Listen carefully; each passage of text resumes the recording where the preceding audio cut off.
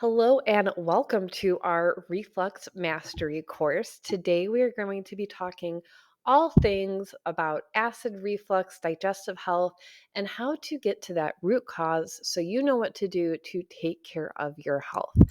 So if we haven't met yet, I'm Dr. Alison DiBarto Goggin. I'm a functional medicine physician. That's my beautiful family right there. And I've been helping patients with their digestive health, their acid reflux, their autoimmunity, their hormones, and mood as well for the past 15 years.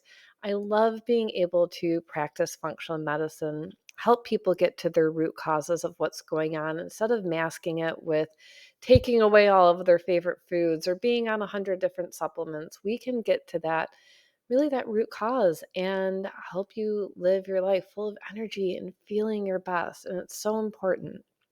And so today we're going to dive into all things acid reflux because it's one of the most common complaints that all of my patients have.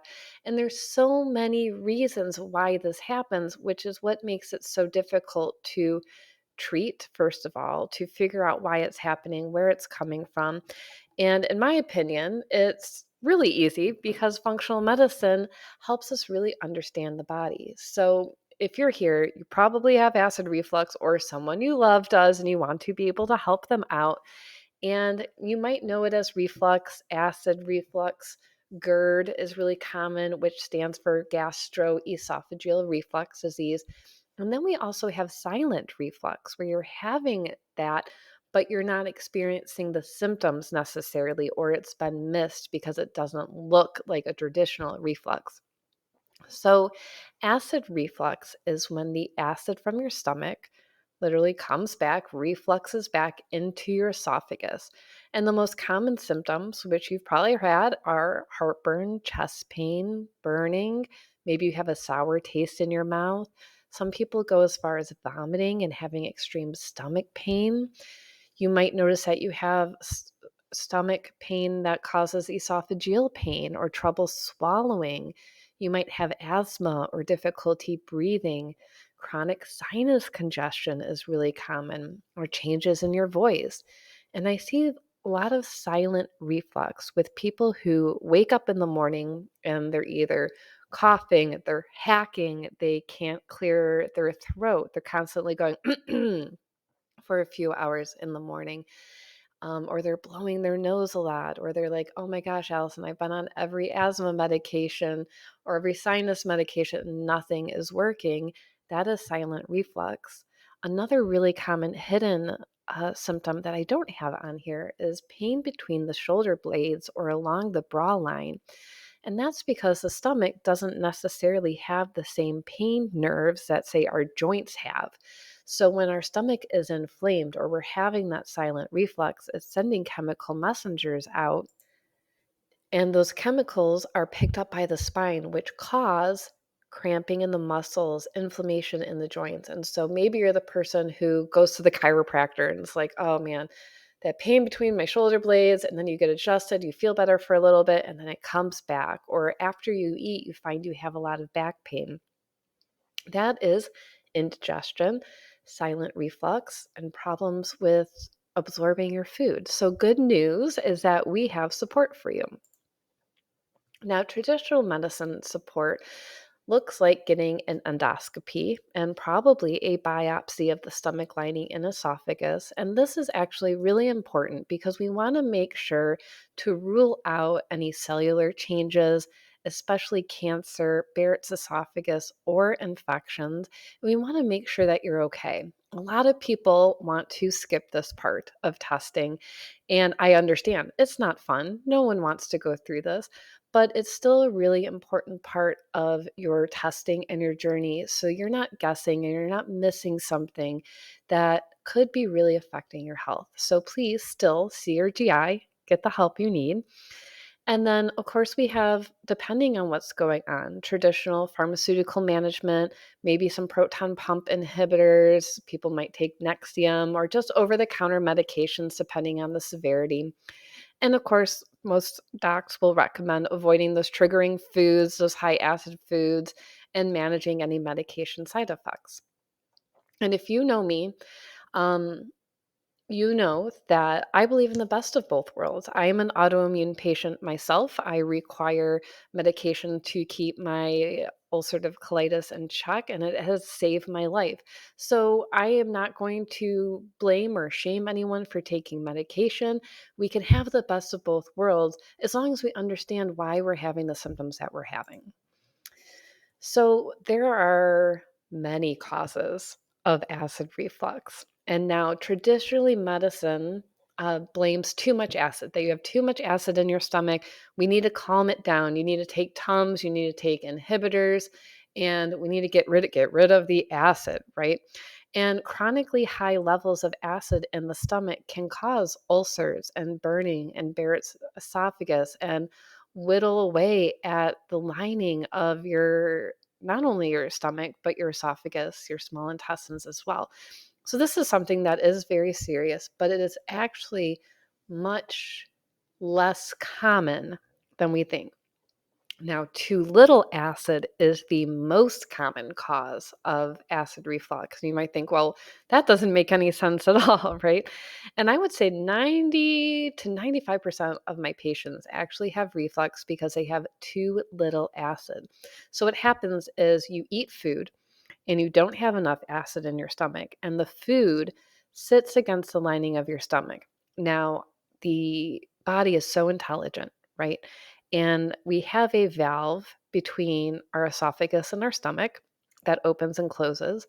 And we also have a valve between our stomach and our small intestines. Now, this valve between our small intestines and our stomach is chemical sensitive. So it will not open unless there's a high enough level of acid. So the small intestines knows that the food is broken down completely. So if you're someone who has undigested food in your stool, this is a problem as well. So what happens is where the reflux comes in is that that food can't go down into the small intestines. So it kind of just sits and ferments and it rots in the stomach. And then we have all of this reflux coming up into our mouth and our esophagus. And we're like, oh my gosh, I have so much acid coming up. But the acid isn't the hydrochloric acid that's normally found in our stomach, it's food rotting. And we're going to talk about some strategies to manage that as well. I also see a lot of infections like SIBO, which is small intestine bacterial overgrowth, H. pylori, and parasites causing acid reflux. And then, of course, the classic food sensitivities that can trigger autoimmunity in our stomach, um, leaky stomach issues, things like that. So, help, right? Help me, Alison. What are we going to do? So, first, I wanted to talk about high acid levels. So, the way I figure this out is I have my people do an apple cider vinegar test. So, you want to get the liquid apple cider vinegar and take 2 tablespoons on an empty stomach. Now, you might say, well, that sounds disgusting. And yeah, it's not great. But if you have burning or pain, that's going to indicate that you do have those higher levels of acid in your stomach. You might actually have an ulcer that needs to be addressed and treated. And you want to avoid hydrochloric acid supplements. I'm sorry, you probably hear my dogs making a lot of noise. They want to come out and hang out with us and talk about this, but they're going to have to stay in their room. So, anyways, so that's a high level acid test. And then we have the low acid level. So if you do the apple cider vinegar and then you say you have dinner and you're like, oh, wow, I feel better. I feel lighter. My back doesn't hurt or my stomach doesn't hurt. That's a good sign that you can tolerate peppermint, digestive enzymes, and hydrochloric acid. So that's a great place to start. And now, what are digestive enzymes? This is probably a term you've heard thrown around, is anything that ends in ASE. So when you look on the bottle, it'll say lipase, protease, amylase, as well as hydrochloric acid, or you might want to throw in ox bile for your gallbladder. And so these are all things that our body makes naturally. So our stomach has a hydrochloric acid to really break down food, is really low pH in that 2 to 3 level. Our pancreas makes amylase to break down carbs. Our gallbladder throws out bile, which has lipase in it to break down fats. So all of these things are naturally found in our body, and our brain is really where our digestion begins. So we're going to talk a lot about brain health as well.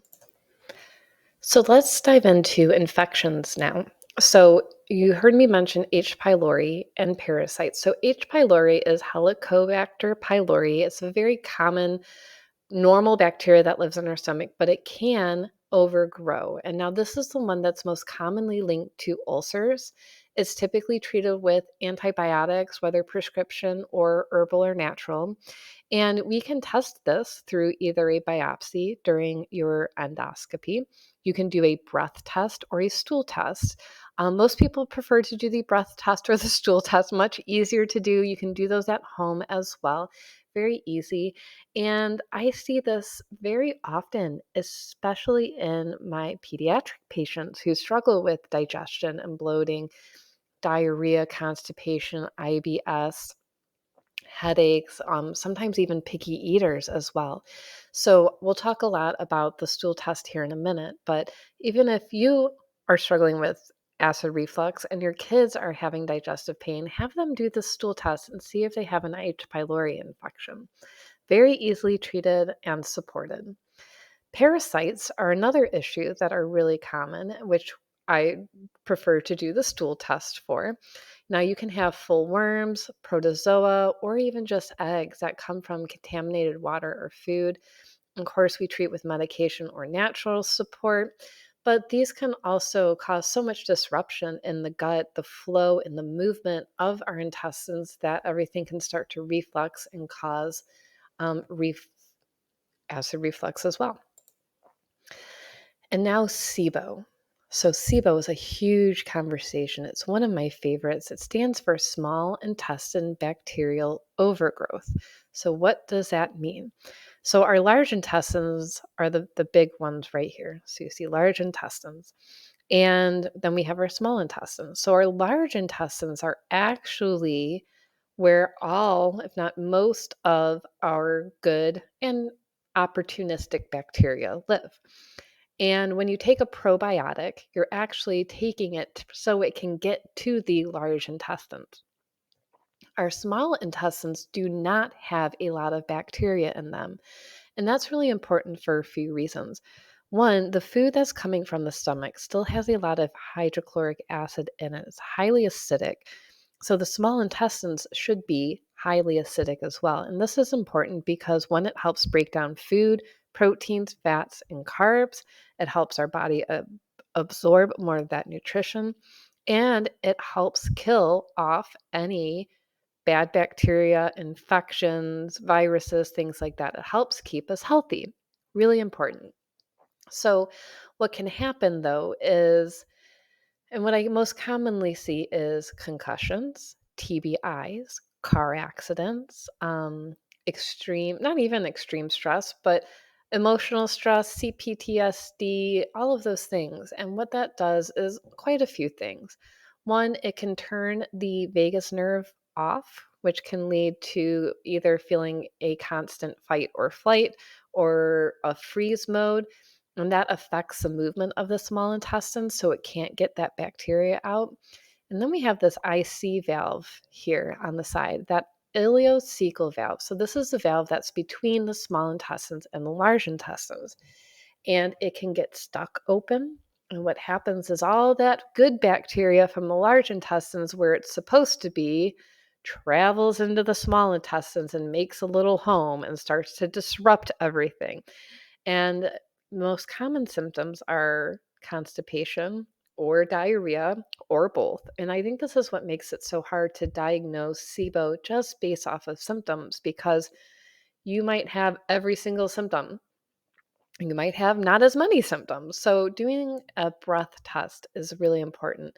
And so that's how we diagnose SIBO. You drink a solution of sugar and it feeds that bacteria, and then you do a breath test. So you blow into a tube, usually every 20 or 30 minutes for a few hours, and you watch the levels of methane and hydrogen gas.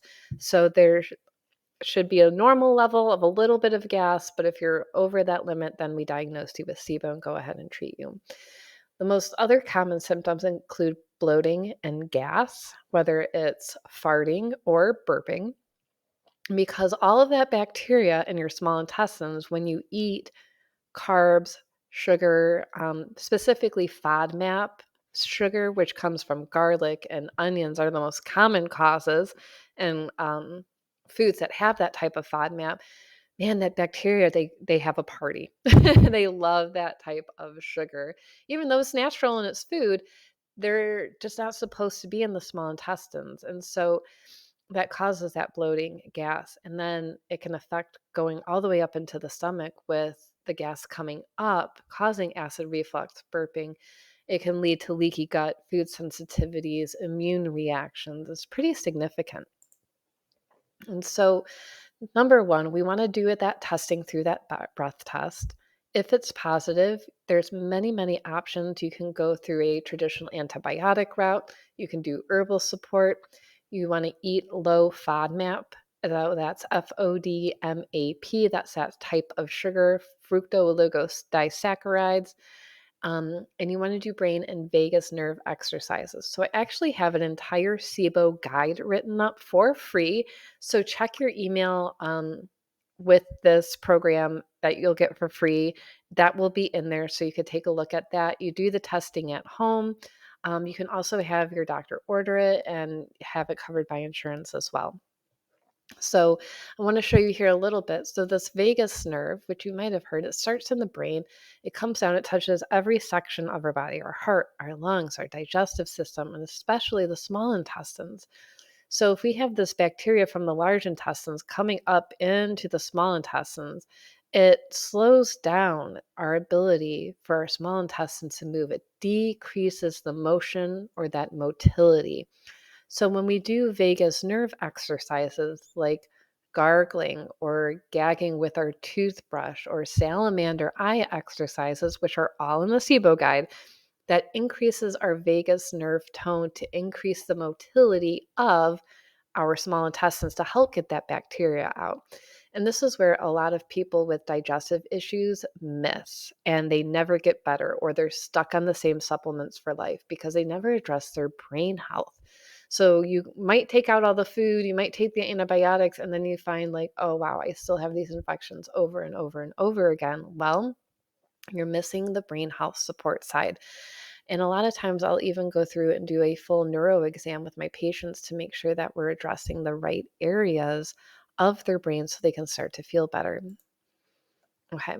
So now food, you're probably wondering, well, what do I eat with acid reflux? And food can be really important and also not as important depending on the source of the reflux.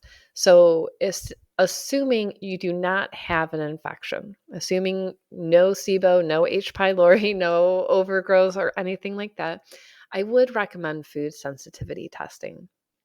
There's many companies that do it. It absolutely has to be done through blood. Do not do hair or saliva testing because there's no immune activity in your hair. I know it's cheaper. I've done it myself just to test it out, but it's not going to give you really good answers. You want a full blood test. I've been recommending everlywell.com because you can do that at home. You can actually pick up the test at Target, which is just fabulous. It's moderately inexpensive. Um, I do have functional labs that will do functional food sensitivity testing, and they range from $200 and we can get up to $1,000 depending on the company. So it just depends on how many foods you want to test, what types, and things like that. You also want to avoid high acid foods and eat the low acid foods, mainly like nightshades. So tomatoes, heavy spices, things like that. You want to chew your food, which we're going to talk a lot about in the lifestyle. But when you chew your food, you increase the acidity of your stomach. You get your gut moving. You tell your brain, hey, we're going to start eating food. So that way your vagus nerve can send out those messages to your stomach to start increasing acid, for your pancreas and your gallbladder to start preparing for food to come through. And that way you actually start that digestive process. You also want to cut out the major players of food sensitivities, which include dairy and gluten. I know. Nobody wants to cut them out. You go, well, what am I going to eat? But now here at the end of 2023, we have so many options for healthy dairy-free options, healthy gluten-free options, so that way you can give your immune system a break and help your stomach heal as well. And of course, don't eat after 7 p.m. So what a lot of people will do is they'll have a bowl of cereal before they go to bed as their late night snack, even if it's like 9 o'clock at night. And what happens is, one, you go to sleep. So your body is focused on regenerating and healing. It's not focused on eating and digesting. So what happens is, one, you start creating a lot of mucus because you've had dairy and gluten. You lay down so that food doesn't move as quickly through your intestinal system. And then you have the reflux because dairy and gluten create that food sensitivity. You have low acid, and all of that comes up. And it comes up into our sinuses. It comes up into our throat and our lungs. So while we're sleeping, we're breathing in acid from our stomach. That's why when you wake up and you're coughing, you're hacking, your nose is running, maybe you have a headache, your nose is stuffy, you're having trouble breathing, is because you're either eating foods that you're sensitive to, or you're eating too late at night and it's refluxing back up. Or if you're having voice changes. So a lot of times I like to alter the times I talk to my patients. So if I typically talk to someone at like 4 o'clock in the afternoon, I'll be like, let's do a 9 a.m. call. And I like to see if they have changes in their voice in that morning or how they're feeling, or go, hey, do you always cough in the morning? Is this something that's always happened? They'll be like, yeah, I don't know. It's just my asthma. And then once we cut out the ice cream, the cereal, the junk food, the sensitivity foods, they're like, oh my goodness, I don't have any acid reflux and I don't have any morning coughing. It's wonderful. All right, next topic is supplements. And supplements are really important because when we have digestive issues, it means that number one, our brain is not functioning as well as it should due to stress, trauma, car accidents, emotional trauma, physical trauma, all of that. Two, it means that our organs are not functioning at the capacity that they should be. So giving them any kind of support is just going to help you feel better. So I always start with digestive enzymes. You know I love my doTERRAzyme, and you take 1 to 3 with every meal. So why 1 to 3? Why not an actual real recommendation? And this is because everybody's digestive system is different. And if you're eating a light meal, say maybe you're having oatmeal, you might just need one.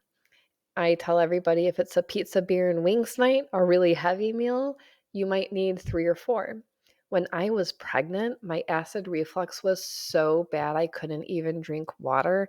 I was taking somewhere between 7 to 10 digestive enzymes, even just to make it through a basic healthy meal, just like chicken and rice. Couldn't digest it, couldn't break it down.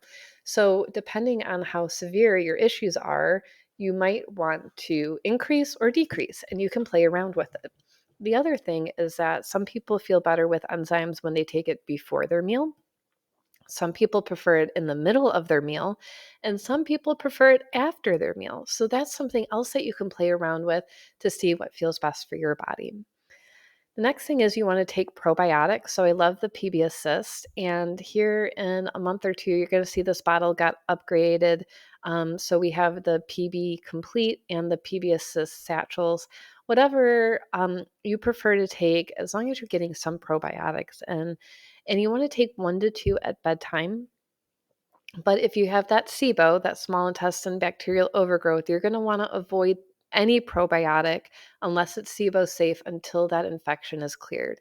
Because the PB Assist and most good probiotics have prebiotics in them, or FOS will be another common thing that you'll see, that's going to feed that SIBO bacteria. It's just going to make you feel worse. So if you feel worse on probiotics, that is your sign that you have SIBO. Okay. And the other thing I always love to recommend is peppermint soft gels.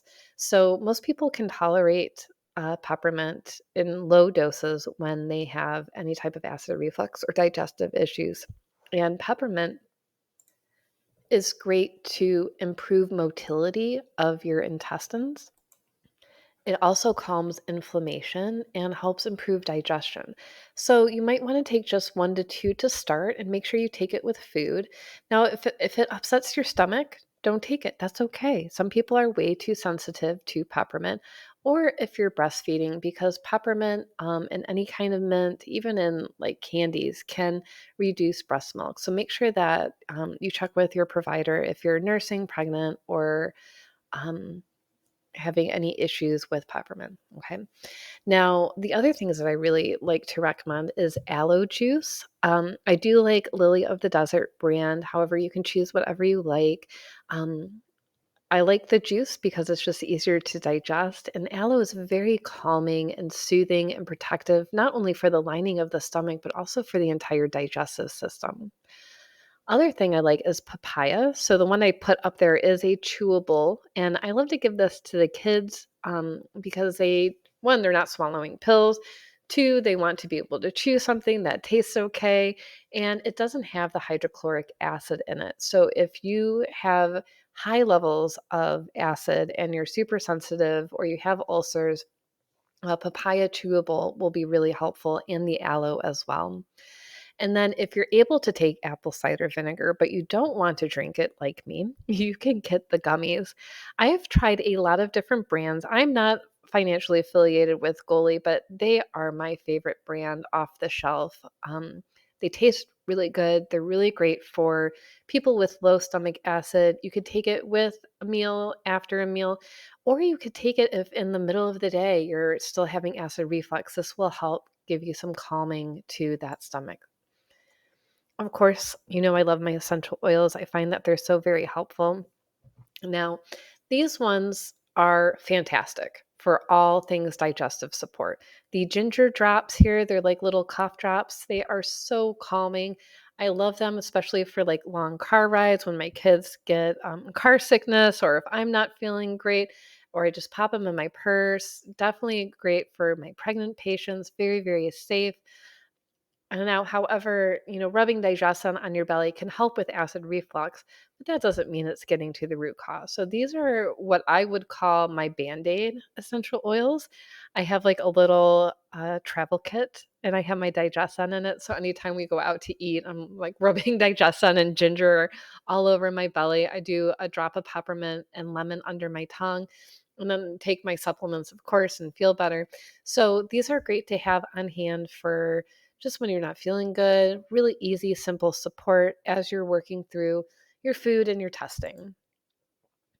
And then, of course, lifestyle is really important as well. And we've already talked about a lot of these things, but you want to sleep slightly elevated. Now, this is a horrible picture, but it's the only one that I could find that was okay looking.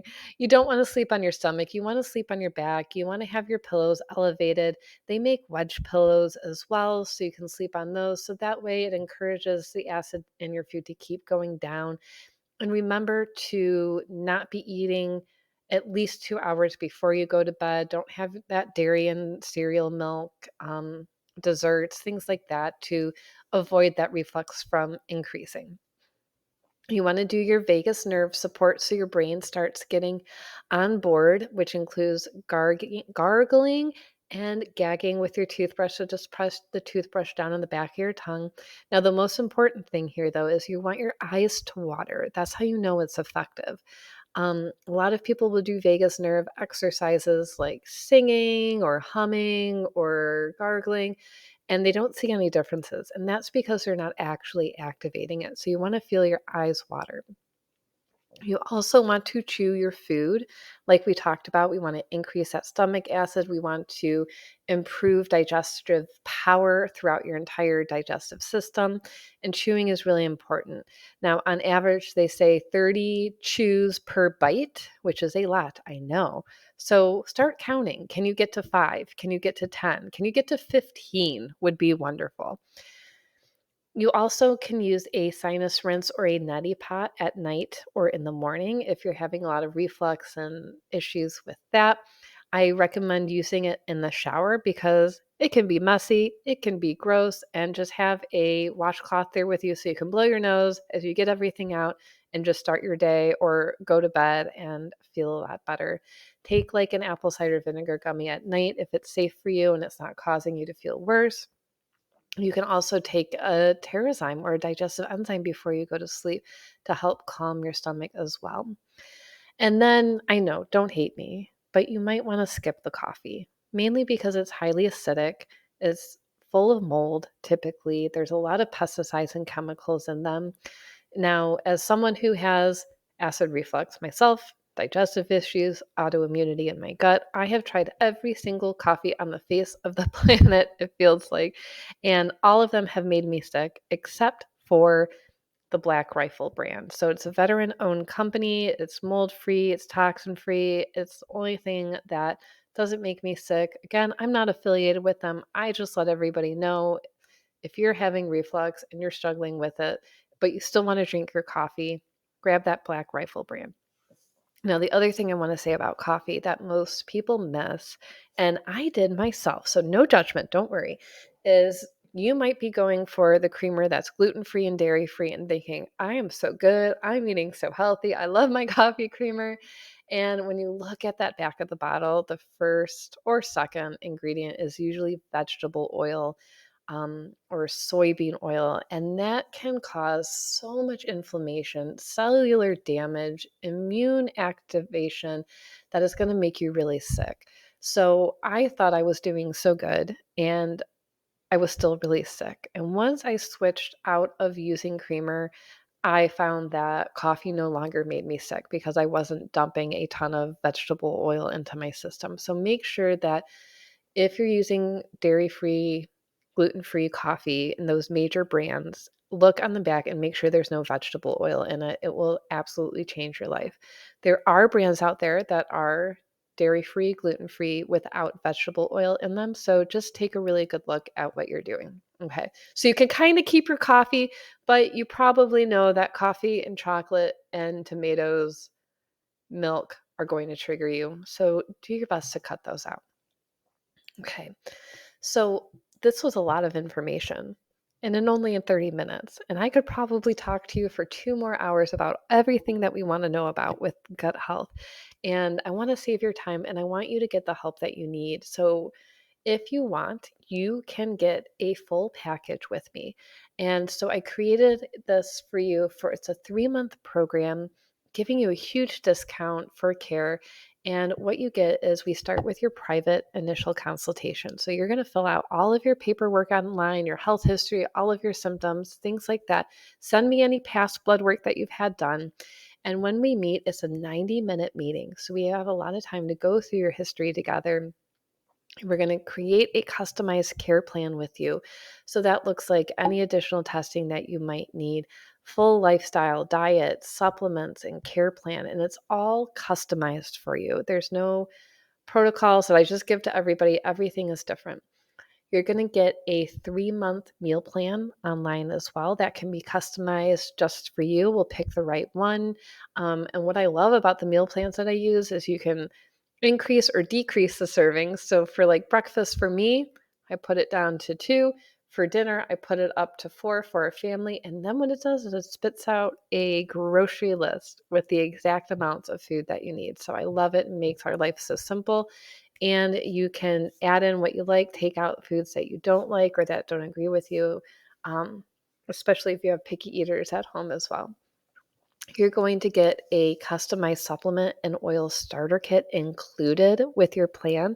So that way you don't have to worry about what to take or where to buy or grabbing anything on your own. You'll know exactly what to do with me. And in that 3-month program, you're going to get an additional 6 consultations that includes messenger access to me as well. So that way we can stay on top of how are you feeling, what's working, what's not working. We can make quick changes. So that way it's not, oh, I'll see you in 6 months. I hope this worked out well for you. We're going to be able to adjust whether it's your food, something going on with your testing or the supplements really easily right there and have me to ask questions and stay accountable to. And I also offer discounted testing if needed. I don't think everybody needs necessarily every test on the face of the planet. But if that's something you would like to start with and you want to say, Allison, I want to do the GI map stool test, You get my pricing on that. You can submit your insurance with it. And if you want, we could do that testing before your initial consultation so you can jump in knowing if you have SIBO or if you have an infection that we need to take care of, and it'll save you a ton of time as well. So, like I said, the full price of everything would be about $1,000. But because you're here with me today, you get a huge discount, essentially a whole month of care for free with me. So your total comes out to $850. And like I said, it includes everything and access to me. So you always get care, you always get the support, and you know exactly what to do when you're not feeling good. So the website is there below. You're going to get this in your email as well. And if you say, you know what, I don't want to do the 3-month plan, Allison, that doesn't sound right for me, but I would like that customized care plan and maybe a test, and you can just tell me what to do and I'll run it with it on my own. You can absolutely schedule a one-time initial consultation with me, and we'll still create that plan for you. And you can order everything on your own, schedule consultations when you need to. You can get your meal plan on your own. That's, kind of that not DIY, but um, individual care that you need, and get yourself taken care of. So that way you can feel better. You can start to eat food, enjoy your coffee, not feel sick anymore, and feel your best. So thank you so much for being here today. I would love to chat with you. So if you have any questions, you can reach out to me on Facebook or Instagram. Shoot me an email. It's Dr. Allison at littleblackbagmedicine.com, and ask me any questions. Let me know how I can support you. Enjoy the rest of your day. Look out for an email that'll be headed your way with all of this good information, and we'll see you soon.